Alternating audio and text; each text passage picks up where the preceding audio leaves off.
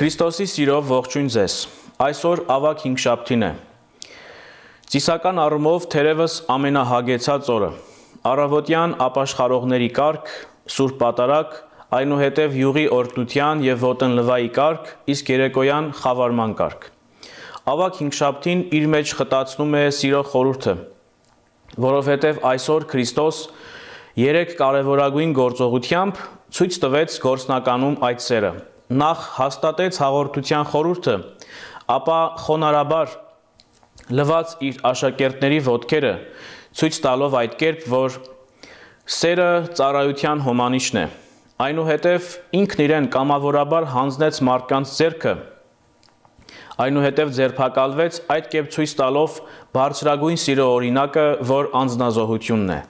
Ահա այդ սիրո մասին է նաև այսօրվա ընթերցումը։ Սիրելիներ, սիրենք միմյանց, քանի որ սերն Աստծուց է, եւ ամեն ոք, ով սիրում է, Աստծուց է ծնված եւ ճանաչում է Աստծուն։ Ով չի սիրում, չի ճանաչում Աստծուն, քանի որ Աստված սեր է։ Եվ սրանում երևաց Աստծու սերը մեր հանդեպ, քանզի Աստված իր միածին որդուն աշխարհ ուղարկեց, որպեսզի նրանով կենդանի լինենք։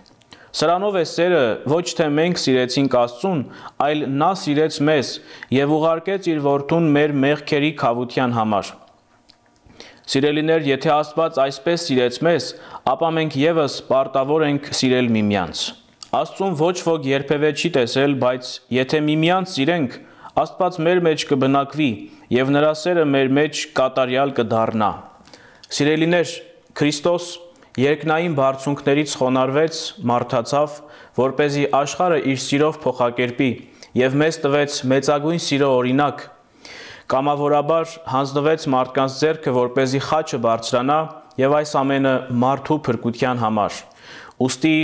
ավագ հինգշաբթի օրվա խորհուրդը շատ հստակ է։ Պետք է ջանանք ամեն կերպ քայլել, ընթանալ Տիրոջ ուղենշած ճանապարհով, հարատևել Քրիստոսի սիրո մեջ եւ զորավոր մնալ մեր հավատքի ճանապարհին, որի բարձրակետը, վերջնակետը անշուշտ հարության հաղթանակն է, բայց որն անցնում է խաչի ճանապարհով։ Աստված պահապան ամենքիս։